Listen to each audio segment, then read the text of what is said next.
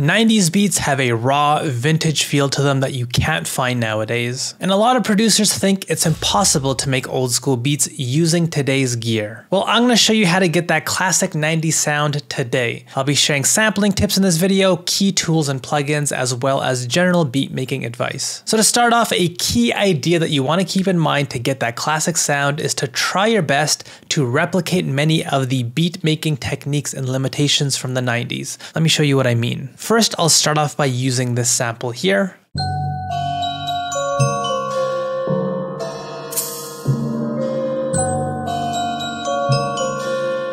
The bells sound really unique to me in this sample, plus they are isolated, making them easy to manipulate. Now, typically, if I wanted to make a beat using a sample, I would open up my modern chopping tool, but not this time. Instead, I'm going to opt for a more classic, simple 90s approach to sampling. Let me show you what this is. When 90s producers would sample, they would often use a fader like this on the side of the turntable here, or a similar fader on their sampling machine. And what this does is it lets them speed up or slow down a sample so they could get it into the right BPM range for a hip-hop beat. But as they did this, it would also affect the pitch of the sample. And this is why I'm going to avoid using a modern sampling tool, because with modern tools, you can control the pitch and speed separately. But since I want to mimic this classic 90s approach, I will use a technique mimicking this fader idea. Meaning I will use a technique where I change both the speed and the pitch of the sample at the exact same time. This is a small detail, by no means am I saying that you must do this, but it's an idea that you can just think about. So to mimic this idea, I will load my sample into my playlist like so.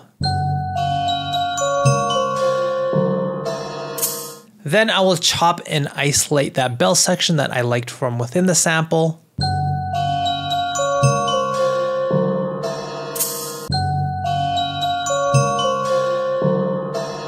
And from here, I'm going to stretch the sample out. You can even hear it yourself. As I slow the sample down and stretch it out more and more, the sample gets lower and lower in pitch.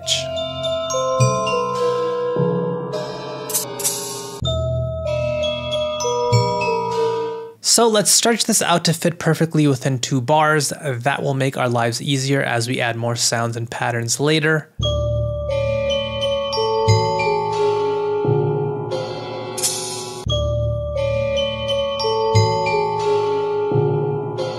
This sounds okay, but I want to see how this sounds if I stretch it out even further.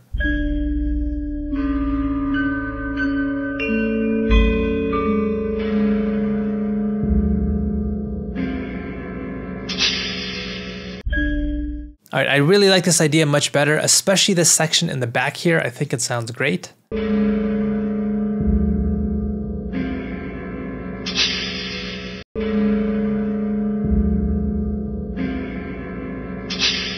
So let's use this section of the sample, but there is one change I want to make. I'm not a big fan of that loud percussive sound that comes in at the end of this loop. I feel like it kind of just gets in the way. So I'm going to chop this out to delete it, and instead I will grab this other part of the sample that leads into the main chop and use that as the tail for this loop, thus creating a perfect sounding loop.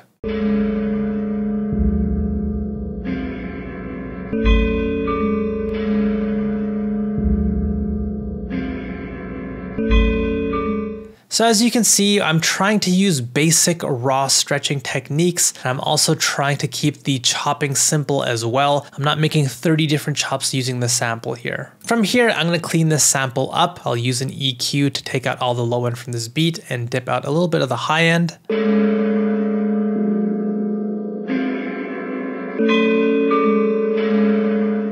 The reason why I'm cutting the low end is to make space for my eventual bass line, and the reason why I'm cutting the high end is because having too much high end presence can make your beat sound a bit too bright and therefore too modern. Now I can add more effects, but for now let's just move on to build another key piece of a classic 90s beat, which is the drums. Now instead of using factory one-shots, which can sound too digital depending on the sample, I will instead chop up a classic drum break. Now as you can see next to me, I do have a full library of more than 100 classic drum breaks for hip-hop beats sorted by BPM. I can share this list with you, plus the YouTube links to each if you're in need of a drum break break listed at a specific BPM. Download to this list can be found in the description box below for free. So for this beat, the BPM is 88, so I'll look for a drum break that is around that same speed. This one feels a bit too thin. This one feels a bit too present.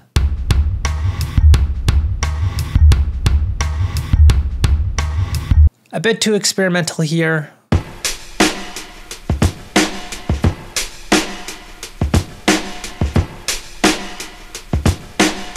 This one sounds great. I like the amount of reverb in this drum break, and the snare has a good amount of presence, so let's give this one a try. I'm gonna bring this into my basic slicing tool, but again, here is where I will do something slightly different. Yes, I could use every single one of these pieces from this drum break to create a more robust, detailed sounding drum loop, but like I mentioned, I want to replicate 90s limitations, namely how many samples and sounds I'm gonna allow myself to use in this beat overall. If you look at how old hardware worked, often there weren't many sounds that you could use for your own beat. So I'll have that same approach with this drum break. I'm only going to use 4 or 5 sounds from this break to create my own drum loop.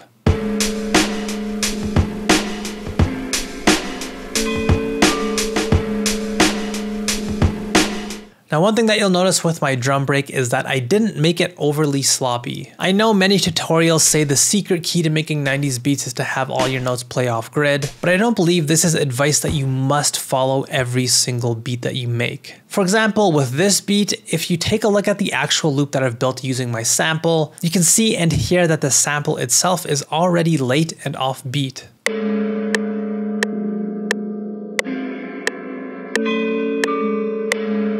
So in this case, I don't feel the need to force my drums to be sloppy as well. I want to strike a good balance instead. So that's why in this beat, I'm going to keep my drums relatively on beat here. Next up, I want to use some extra effects and beat making techniques to get these drums to sound even more old school.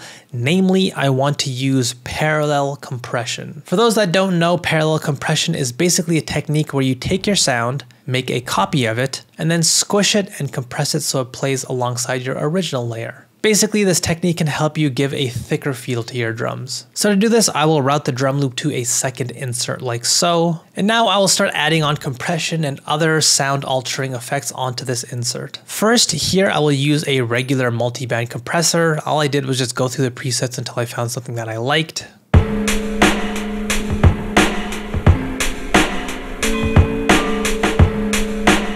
And the reason why I liked this preset is it took away a lot of the highs from the drum loop and emphasized and thickened the lows a bit more, which is what I want. Again, like I mentioned, a lot of these 90s beats had that raw, dirty, dusty feel to them. And to create that, you might want to remove some of the high end from your samples and sounds, drums included. From here, I will use this SP950 sound processor.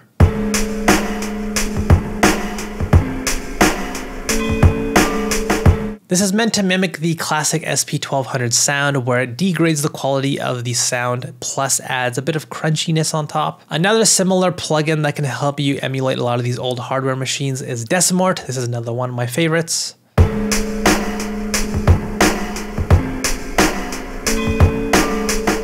But again, be careful when using these plugins. While they can add a nice crunch and sizzle to your sample, you do want to be careful that they don't make your beat too bright as a result, which is why I will add an EQ to the end of this effect chain to tame and control those highs.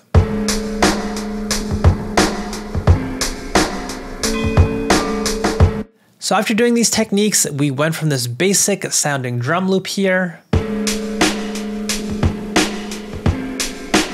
to this more dirty, full, thick version thanks to these plugins.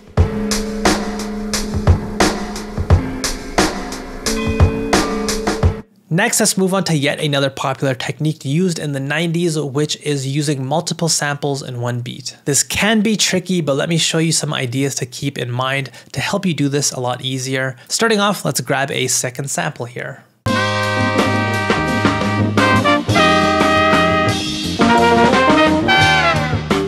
The sample has some great sounding horns in it, which I will use as a layer in my beat. So I'll load this sample in and start looking for some good horn notes.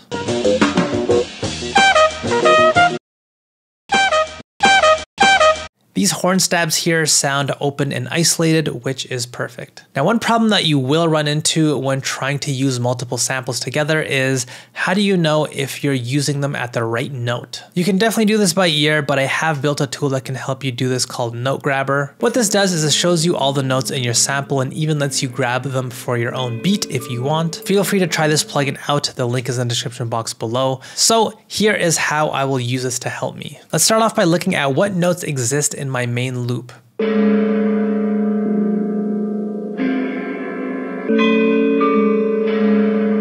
So this helps by giving me a list of notes that I know that I can use for whatever I layer in going forward. Here we have an A G sharp, a C sharp. Down here we have some light tones of an F sharp, and the rest of these we've already found. So let's compare this to the notes that my horns are currently playing. We have a G and a D sharp. So to get this horn layer to fit with my first sample, I'm going to repitch this until I'm sure that the notes work with my first loop that I built. So when I pitch this sample down 6 semitones, you can see it plays a C sharp and an A, which again are notes that exist in my main loop. So it's safe to assume that playing this horn riff at this new pitch will work with my current beat idea. From here, I will use some effects on this horn, like delay. And I'll use that same SP plugin as I showed before. Then I will EQ to narrow the range of this sound. While this EQ is meant to control the highs once again, it's also meant to mimic a producer trying to isolate a horn from a dense sample, so I'm trying to cut some lows here too. So after all this, we now have a classic 90s horn sample that fits perfectly with my original sample.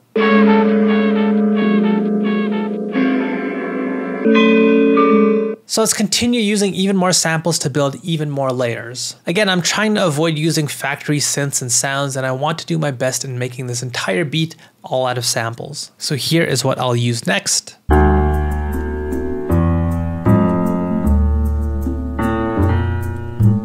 The reason why I selected this sample is because it has some nice open keys in it, as well as a solid bass note, both of which I can use. Let's start by finding a solid bass tone within this sample.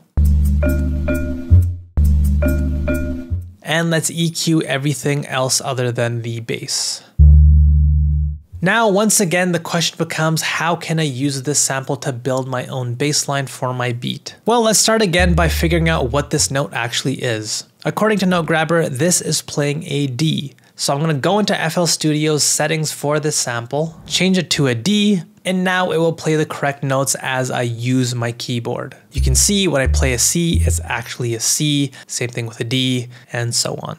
And now for the actual pattern here, again, I have the advantage of already knowing what notes actually work with my sample that I know that I'm safe using. And I know this from using Note Grabber before. So with all this information, I can more easily build my own bass line that actually follows what my sample is doing.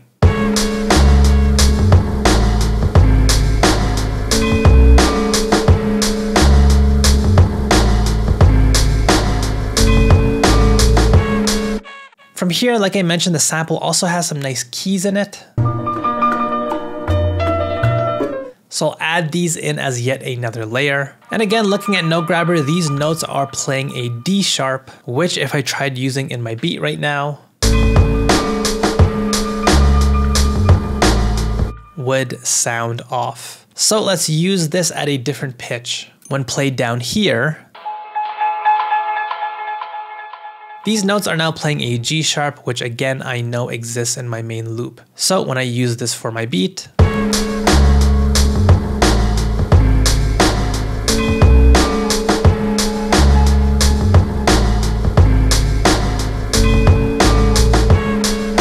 this small layer of detail now fits perfectly. Really happy with this beat idea. In terms of arrangement, I'll probably try some basic ideas here. For example, for the verse, I will probably use a low pass filter on the sample like so.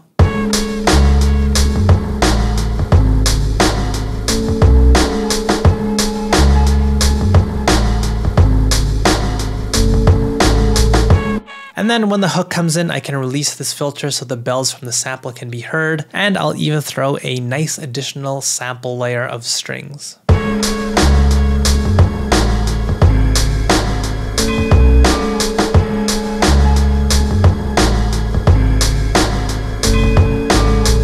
So in summary, if you want to build that 90s sound using modern tools, try your best to put the same restrictions and limitations that producers from the 90s had. Only use a handful of sounds. You can see with this beat here, there aren't many sounds that I used to build this. Use emulation plugins to get that vintage feel. Some of my personal favorites are SP950 and Decimort. And if you want to layer multiple samples together or just have an easier time building patterns alongside your sample, I built a plugin that can help you do this called NoteGrabber. Again, you can download a free demo. The link is right next to me. But other than that, I hope you enjoyed this video and that you learned a lot. Hit like and subscribe if you did.